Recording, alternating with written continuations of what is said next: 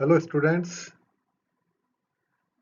आज हम सी लैंग्वेज में विभिन्न प्रकार के डेटा टाइप्स को विस्तार से स्टडी। आज का हमारा टॉपिक है data types in C language. इससे पूर्व भी हम विभिन्न प्रकार के डेटा टाइप्स को स्टडी कर चुके हैं।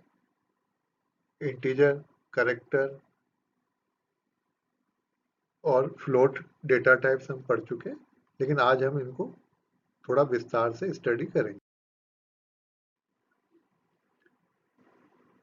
मान या मानों के समूह कंप्यूटर के लिए डेटा होता है। रियल वर्ल्ड में भी डेटा कोई वैल्यू या सेट ऑफ वैल्यूज कई प्रकार के होते हैं।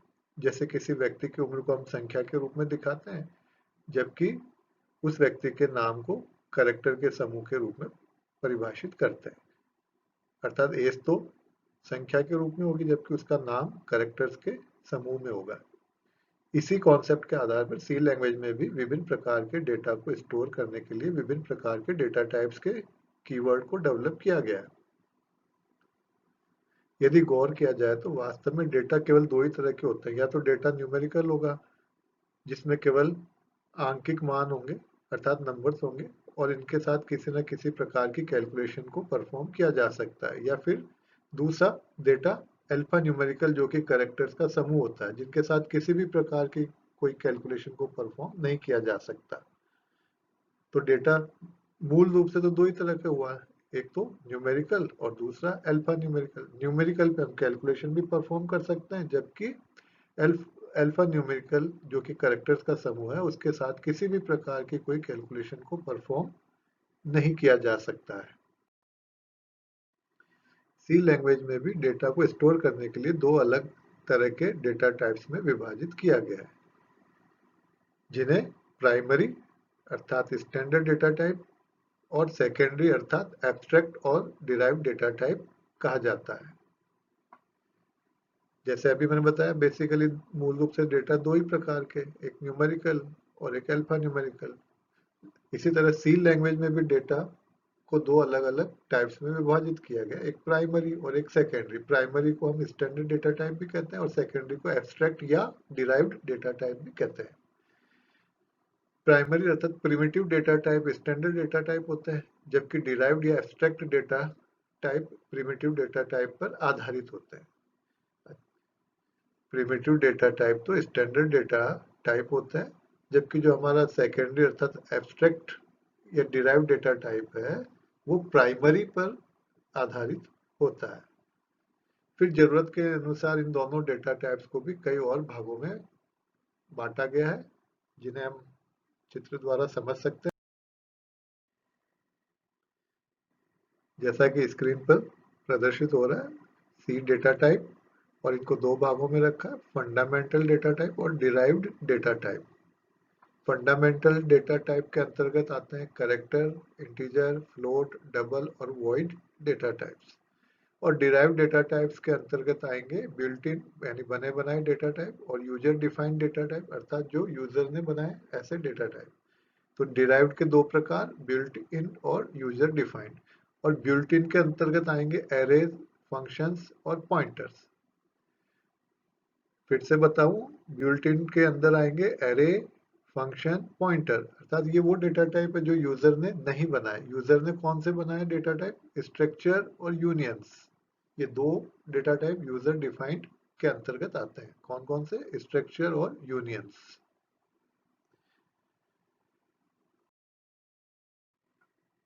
किसी भी आइडेंटिफायर या कांस्टेंट को डिफाइन करने से पहले यह निश्चित करना जरूरी होता है कि वह आइडेंटिफायर अर्थात वेरिएबल, अरे या कांस्टेंट किस तरह का मान स्टोर करेगा। यदि हमें छोटी संख्या को कंप्यूटर में स्टोर करना हो तो हमें इंट प्रकार के डेटा टाइप के आइडेंटिफायर को यूज करना होता है, जबकि यदि हमें बड़ी संख्या को कंप्यूटर में स्टोर करना है तो लॉन्ग प्रकार के डेटा टाइप का आइडेंटिफायर यूज करना होता है। आइडेंटिफायर मतलब जैसे इंटीजर के लिए हम %d यूज करते हैं, इसी तरह यदि हम हमारा डेटा टाइप कैसा लॉन्ग प्रकार का, तो हमें उसके लिए %LD यूज करना होगा। इसी तरह से यदि हमें कंप्यूटर में केवल एक करेक्टर, सिंगल करेक्टर को स्टोर करना है तो हमें कैर प्रकार के डेटा टाइप को यूज करना होगा। जबकि यदि हमें पता ही ना हो कि हम किस प्रकार के डेटा को कंप्यूटर में स्टोर करेंगे, यानी हमें डेटा टाइप ही नहीं पता कि किस प्रकार का डेटा स्टोर करेंगे कंप्यूटर में, तो हम वॉइड प्रकार का आइडेंटिफायर डिक्लेयर करते हैं। यानी हमें किस प्रकार के मान को किस प्रकार के डेटा टाइप के आइडेंटिफायर में स्टोर करना है, ये बात प्रोग्राम की रिक्वायरमेंट पर निर्भर करता है। अब हम पहला स्टडी करते हैं इंटीजर। जब प्रोग्राम में सिर्फ पूर्णांक संख्याओं को स्टोर करने के लिए मेमोरी रिजर्व करनी हो, तब आइडेंटिफायर इंटीजर प्रकार का डिक्लेयर किया जाता है। हम पूर्व में भी पढ़ चुके हैं, इंटीजर मतलब पूर्णांक, इंटीजर कांस्टेंट मतलब पूर्णांक जिसमें डेसिमल पॉइंट नहीं होता। तो जब प्रोग्राम में सिर्फ पूर्णांक मतलब होल नंबर्स को स्टोर करने के लिए ही मेमोरी रिजर्व करनी हो, तो आइडेंटिफायर को इंटीजर प्रकार का डिक्लेयर किया जाता है। इसमें भिन्नांक संख्याएं नहीं हो सकती, अर्थात फ्रैक्शनल क्वांटिटी नहीं हो सकती यानी विदाउट डेसिमल ही होगा।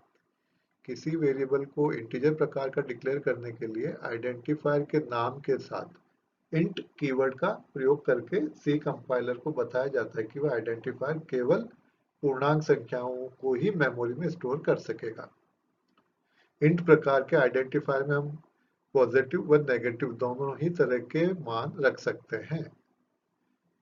तो यहाँ आपको ध्यान रखें, जैसा पहले भी हम पढ़ चुके हैं, इंटीजर कांस्टेंट मतलब whole numbers without decimal number, यानी डेसिमल पॉइंट नहीं होगा, पॉजिटिव और नेगेटिव हो सकते हैं। और इसके लिए हमें कौन सा कीवर्ड काम में लेना है, किसी भी वेरिएबल को या किसी भी आइडेंटिफायर को इंटीजर टाइप का घोषित करना हो, डिक्लेयर करना हो, तो हमें कीवर्ड इंट काम में लेना होगा। जब हम किसी आइडेंटिफायर को डिक्लेयर करते समय किसी भी मॉडिफायर का प्रयोग नहीं करते हैं, तब क्रिएट होने वाला आइडेंटिफायर बाय डिफॉल्ट साइंड होता है। इसलिए यदि हमें ऐसे मान को स्टोर करने के लिए आइडेंटिफायर क्रिएट करना हो जो पॉजिटिव या नेगेटिव किसी भी प्रकार के मान को स्टोर कर सकता है, तो हमें साइंड कीवर्ड का प्रयोग करने की जरूरत नहीं होती है। लेकिन यदि हमें केवल पॉजिटिव वैल्यू को स्टोर करने के लिए आइडेंटिफायर क्रिएट करना हो, तो उस स्थिति में हमें डेटा टाइप के साथ अनसाइंड मॉडिफायर का प्रयोग करना जरूरी होता है। सी में इंटीजर प्रकार के आइडेंटिफायर को निम्न भागों में बांटा गया है। कहने का मतलब यह है कि इंटीजर जो आइडेंटिफायर है वो पॉजिटिव भी हो सकता है, नेगेटिव भी हो सकता है। अर्थात यदि वो साइंड है तो हमें उसके संग साइन कीवर्ड का प्रयोग करने की जरूरत नहीं है, बाय डिफॉल्ट वो साइंड ही होगा। लेकिन यदि हमें केवल पॉजिटिव मान को स्टोर करना है, तो फिर उसके संग अनसाइंड मॉडिफायर का प्रयोग करना जरूरी है। पहला इंटीजर के अंतर्गत पहला है इंट और साइंड इंट। अभी भी मैंने बताया, अगर हम साइंड इंट का प्रयोग नहीं भी करेंगे तो वो बाय डिफॉल्ट साइंड ही होगा, और ऐसी स्थिति में हम केवल इंट लिखकर भी काम कर सकते हैं। तो इंट अथवा साइंड इंट। यदि हम 16 बिट कंपाइलर का प्रयोग करते हैं तो इस प्रकार का आइडेंटिफायर मेमोरी में 2 बाइट का स्टोरेज स्पेस रिजर्व करेगा। कितना स्पेस ऑक्यूपाई करेगा? यदि 16 बिट का कंपाइलर है तो 2 बाइट का स्टोरेज स्पेस रिजर्व करेगा, 2 बाइट्स फॉर 16 बिट। और यदि हम 32 बिट का कंपाइलर यूज करते हैं तो इस प्रकार का आइडेंटिफायर मेमोरी में 4 बाइट्स का स्टोरेज स्पेस रिजर्व करता है। 16 बिट कंपाइलर के लिए 2 बाइट, 32 बिट के लिए 4 बाइट्स, इतना मेमोरी का स्पेस ऑक्यूपाई करेगा। इंट प्रकार का आइडेंटिफायर 16 बिट कंपाइलर यूज करने पर -32768 से लेकर +32767 मान तक की संख्या को स्टोर कर सकता है। यानी रेंज कितनी होगी इसकी? -32768 से लेकर +32767 तक। साइंड इंटीजर के लिए ये रेंज है। जब आइडेंटिफायर के साथ माइनस चिन्ह होता है या संख्या का मान ऋणात्मक हो सकता है, तो आइडेंटिफायर के साथ साइंड इंट लिखते हैं, जैसे साइंड इंट टोटल। लेकिन यदि हमें साइंड कीवर्ड का प्रयोग नहीं करते हैं तो भी इंट प्रकार का आइडेंटिफायर नेगेटिव वैल्यू को होल्ड कर सकता है। अभी अभी मैंने बताया कि साइंड इंट या इंट मतलब हम साइंड शब्द को छोड़ सकते हैं, केवल इंट लिखें तो भी वो जो इंटीजर है वो साइंड ही होगा। तो साइंड इंट टोटल लिखें अथवा केवल इंट टोटल लिखें, दोनों का एक ही मीनिंग। इस प्रकार के डेटा को मेमोरी स्पेस एलोकेट करने के लिए हमें निम्नानुसार डिक्लेरेशन करना होता है। मान लीजिए मेरे पास एक आइडेंटिफायर है नम, मैंने उसको साइंड इंटीजर टाइप का डिक्लेयर करना है, तो मुझे लिखना पड़ेगा साइंड इंट नम। और लेकिन हमें पता है यदि हम इस साइंड शब्द को छोड़ भी दें, इस कीवर्ड को छोड़ भी दें, तो भी वो क्या कहलाएगा, इंट नम कहलाएगा। और इंट नम का मीनिंग सेम है, साइंड इंट नम। तो चाहे साइंड इंट नम लिखें अथवा इंट नम लिखें, दोनों का एक ही मीनिंग है। नेक्स्ट है अनसाइंड इंट, अर्थात केवल पॉजिटिव, जिसमें माइनस का साइन नहीं हो। यदि हम 16 बिट कंपाइलर का प्रयोग करते हैं तो इस प्रकार का आइडेंटिफायर मेमोरी में 2 बाइट का स्टोरेज स्पेस रिजर्व करता है, और 32 बिट का कंपाइलर यूज करते हैं तो 4 बाइट का स्पेस रिजर्व करता है। इसमें इंट कीवर्ड के पहले अनसाइंड कीवर्ड यूज किया जाता है। जैसा कि मैंने बताया, साइंड के लिए तो हम छोड़ सकते हैं साइंड शब्द को, लेकिन यदि केवल पॉजिटिव वैल्यूज ही हैं तो उसके संग अनसाइंड कीवर्ड का उपयोग किया जाएगा। अनसाइंड इंट प्रकार का आइडेंटिफायर 0 से 65535 तक के मान की संख्या को स्टोर कर सकता है। क्योंकि इसमें हमेशा एक पॉजिटिव पूर्णांक मान ही स्टोर हो सकता है, इसलिए इसकी कुल क्षमता 32768 से लेके 32767 बराबर 0 से 65535, यानी इसकी डबल हो जाएगी। 0 से लेके 65535 तक की संख्या स्टोर हो जाती है। इस प्रकार के डेटा को स्टोर करने के लिए हमें निम्नानुसार डिक्लेरेशन करना होता है। मान लीजिए एक आइडेंटिफायर है नम, और हमें इसे घोषित करना है अनसाइंड, अनसाइंड टाइप का इंटीजर। तो हम क्या लिखेंगे, अनसाइंड इंट नम। हम यहाँ अनसाइंड कीवर्ड को छोड़ नहीं सकते, जैसा साइंड में हम छोड़ रहे थे तो भी वो बाय डिफॉल्ट साइंड ही था। लेकिन यहाँ अगर हमारा नम नाम का जो वेरिएबल है, मान लीजिए उसको हमें डिक्लेयर करना है अनसाइंड, तो हमें अनसाइंड लिखना होगा, अनसाइंड इंट नम। तो इसका मतलब हुआ कि नम एक अनसाइंड इंटीजर डेटा टाइप का आइडेंटिफायर है।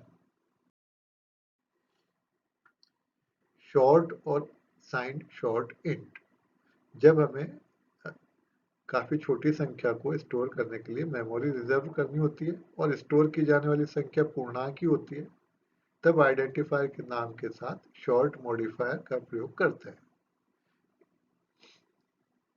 जब हमें काफी छोटी संख्या को स्टोर करने के लिए मेमोरी में स्पेस रिजर्व करना है और स्टोर की जाने वाली संख्या होल नंबर है, पूर्णांक है, तब आइडेंटिफायर के नाम के साथ शॉर्ट मॉडिफायर का प्रयोग करना है। यदि हम साइन मॉडिफायर का प्रयोग ना भी करें तो भी इस प्रकार के आइडेंटिफायर में माइनस साइन के मान को स्टोर कर सकते हैं। लेकिन यदि हम चाहें तो शॉर्ट कीवर्ड के साथ साइन मॉडिफायर का प्रयोग भी कर सकते हैं, अर्थात हमारी इच्छा हो तो हम साइन कीवर्ड का प्रयोग शॉर्ट के संग कर सकते हैं। इस प्रकार का आइडेंटिफायर मेमोरी में हमेशा कितनी जगह ऑक्यूपाई करेगा, 2 बाइट। 2 बाइट की स्टोरेज स्पेस रिजर्व करता है। फिर चाहे हम 16 बिट कंपाइलर यूज कर रहे हो या 32 बिट कंपाइलर यूज कर रहे हो, ये दोनों ही स्थिति में 2 बाइट का मेमोरी स्पेस ऑक्यूपाई करेगा। सामान्यतः शॉर्ट प्रकार के आइडेंटिफायर का प्रयोग तब किया जाता है जब हम 32 बिट कंपाइलर को यूज कर रहे होते हैं और हमें छोटे मान को स्टोर करना होता है। क्योंकि 32 बिट कंपाइलर में इंटीजर 4 बाइट का होता है, इसलिए छोटी इंटीजर संख्याओं को स्टोर करने के लिए हम शॉर्ट प्रकार के आइडेंटिफायर को यूज करके 2 बाइट्स की बचत कर सकते हैं।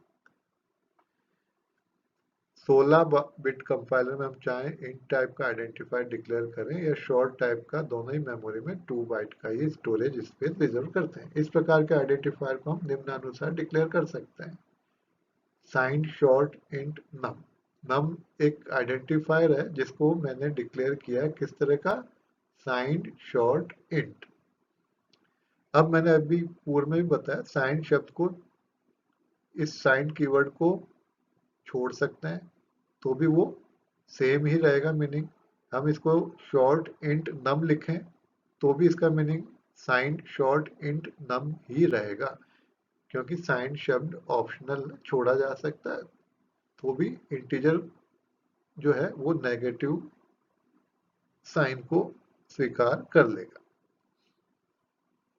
तो साइंड शॉर्ट इंट नम लिखा जाए या शॉर्ट इंट नम, दोनों का एक ही मीनिंग है। शॉर्ट मॉडिफायर का प्रयोग हमेशा इंटीजर प्रकार के आइडेंटिफायर के साथ ही किया जाता है, इसलिए यदि हम चाहें तो उपरोक्त दोनों डिक्लेरेशन निम्नानुसार बिना इंट कीवर्ड के भी कर सकते हैं। अब यहाँ एक नई चीज ये देखिए, क्योंकि शॉर्ट मॉडिफायर का प्रयोग हमेशा इंटीजर प्रकार के आइडेंटिफायर के साथ ही किया जाता है, इसलिए हम चाहे तो डिक्लेरेशन में इंट शब्द को भी छोड़ सकते हैं। साइंड शॉर्ट नम या शॉर्ट नम, दोनों का एक ही मीनिंग है, यानी इन चारों का एक ही मीनिंग हो गया। साइंड शॉर्ट नम, या हमने इंट शब्द को ही छोड़ दिया, तो ये भी वैलिड है डिक्लेरेशन, ये डिक्लेरेशन भी सही है। साइंड शॉर्ट नम अथवा शॉर्ट नम, यहाँ इंटीजर शब्द को छोड़ा जा सकता है। क्यों? क्योंकि शॉर्ट मॉडिफायर का प्रयोग हमेशा इंटीजर प्रकार के आइडेंटिफायर के साथ ही किया जाता है, इसलिए यदि हम चाहें तो उपरोक्त दोनों डिक्लेरेशन में इंट कीवर्ड को छोड़ सकते हैं और इस प्रकार डिक्लेयर कर सकते हैं, साइंड शॉर्ट नम अथवा शॉर्ट नम।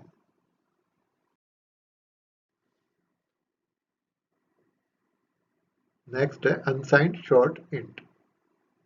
जब हम 16 बिट कंपाइलर को यूज करते हैं और हमें छोटी लेकिन केवल पॉजिटिव संख्या को ही कंप्यूटर में स्टोर करने के लिए स्टोरेज स्पेस रिजर्व करना होता है, तब हम अनसाइंड शॉर्ट इंट प्रकार का आइडेंटिफायर डिक्लेयर करते हैं। यह आइडेंटिफायर भी मेमोरी में 2 बाइट की स्टोरेज स्पेस रिजर्व करता है, और इसे डिक्लेयर करने का तरीका साइंड शॉर्ट टाइप के आइडेंटिफायर को डिक्लेयर करने के समान ही होता है, यानी unsigned short int salary. Salary एक आइडेंटिफायर है जिसको हमने किस तरह का डेटा टाइप डिक्लेयर किया है, अनसाइंड शॉर्ट इंट। तो अनसाइंड शॉर्ट इंट सैलरी लिखा जाए अथवा अनसाइंड शॉर्ट सैलरी, दोनों का एक ही मीनिंग है। इंट शब्द को छोड़ भी सकते हैं हम यहाँ, देखिए हमने इसको अनसाइंड शॉर्ट इंट सैलरी लिखा और इंट को छोड़ दें तो भी वैलिड है, अनसाइंड शॉर्ट सैलरी। हम यहाँ अनसाइंड शब्द को नहीं छोड़ सकते, ये लिखना जरूरी है, साइंड के केस में हम उसको छोड़ सकते हैं, तो इसलिए अनसाइंड शॉर्ट इंट सैलरी लिखा जाए अथवा अनसाइंड शॉर्ट सैलरी, इंट शब्द को छोड़ सकते हैं। लॉन्ग और साइंड लॉन्ग इंट, जब हमें काफी बड़ी संख्या का प्रयोग करना होता है तब हम इस डेटा टाइप का चयन करते हैं। यह मेमोरी में 4 बाइट्स की जगह ऑक्यूपाई करता है और इसका रेंज आपके स्क्रीन पे प्रदर्शित हो रहा है -2 147 483 648 से लेकर प्लस का 2147 483 647 तक की संख्या को स्टोर कर सकता है, ये इसका रेंज है। इस डेटा टाइप का प्रयोग अक्सर वैज्ञानिक गणनाओं में किया जाता है, क्योंकि काफी बड़ी संख्या द्वारा हम इस डेटा टाइप का, जो बड़ी संख्याएं हैं उस उनको हम इस डेटा टाइप द्वारा घोषित करते हैं, तो बड़ी संख्याओं का प्रयोग अक्सर वैज्ञानिक गणनाओं में किया जाता है, तो इसलिए इस डेटा टाइप का प्रयोग अक्सर वैज्ञानिक गणनाओं में किया जाता है जहां काफी बड़ी संख्याओं की गणना करनी होती है। इस प्रकार का आइडेंटिफायर डिक्लेयर करने के लिए हमें निम्न में से किसी भी तरीके को यूज कर सकते हैं।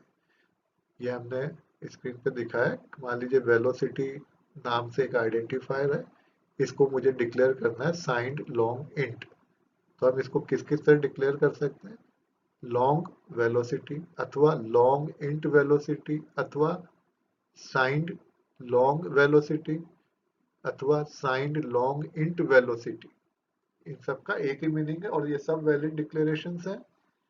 अभी मैंने आपको पूर्व में भी बताया कि साइंड शब्द को छोड़ सकते हैं, इंट शब्द को भी छोड़ सकते हैं, तो इनके कॉम्बिनेशन जो हमने यहाँ बना कर लिखे हैं वो सब वैलिड है। मैंने डिक्लेयर किया signed long int velocity, velocity एक आइडेंटिफायर है जिसका डेटा टाइप कैसा है, साइंड लॉन्ग इंट। अब अगर मैं इसमें से इंट शब्द छोड़ दूं तो ये वाला डिक्लेरेशन हो गया साइंड लॉन्ग वेलोसिटी। यदि मैं इसमें से साइंड शब्द भी छोड़ दूं तो ये डिक्लेरेशन हो गया लॉन्ग इंट वेलोसिटी, और मैं इंट शब्द छोड़ दूं तो लॉन्ग वेलोसिटी, ये सब वैलिड है। लॉन्ग प्रकार का आइडेंटिफायर हमेशा बाय डिफॉल्ट इंटीजर प्रकार का ही होता है, इसलिए यदि हम लॉन्ग के साथ इंट कीवर्ड का प्रयोग नहीं भी करते हैं तब भी क्रिएट होने वाला आइडेंटिफायर लॉन्ग इंट प्रकार का ही होता है। अनसाइंड लॉन्ग इंट, जब हमें काफी बड़ी लेकिन केवल पॉजिटिव संख्या को स्टोर करने के लिए मेमोरी में स्टोरेज स्पेस क्रिएट करना होता है, तब हम इस डेटा टाइप का यूज करते हैं। यह भी मेमोरी में 4 बाइट की स्टोरेज स्पेस रिजर्व करता है, लेकिन इस प्रकार के आइडेंटिफायर में माइनस की संख्या को स्टोर नहीं किया जा सकता। इस प्रकार के डेटा टाइप के आइडेंटिफायर की संख्या स्टोर करने की जो लिमिट है वो 0 से 4294967295 तक है। ये लिमिट स्क्रीन पे प्रदर्शित हो रही है, देखिएगा। इस प्रकार का आइडेंटिफायर डिफाइन करने के लिए हम निम्न तरीकों से स्टेटमेंट्स को यूज कर सकते हैं। मान लीजिए एक आइडेंटिफायर है नम, उसको मैंने डिक्लेयर किया। अनसाइंड लॉन्ग इंट टाइप का डेटा टाइप डिक्लेयर करना है, तो कैसे करेंगे? हम लिखेंगे unsigned long int num. Unsigned तो लिखना जरूरी है, इंट शब्द को छोड़ा जा सकता है, तो हमने लिखा अनसाइंड लॉन्ग नम। इन दोनों का एक ही मीनिंग है, unsigned long int num. Num एक आइडेंटिफायर है जिसका डेटा टाइप है अनसाइंड लॉन्ग इंट। अब इंट शब्द को यदि हम छोड़ दें तो क्या बन गया? अनसाइंड लॉन्ग नम। दोनों डिक्लेरेशन वैलिड है। तो स्टूडेंट्स, आज हमने डेटा टाइप्स और उसमें भी इंटीजर को बहुत ही विस्तार से समझा। Thank you.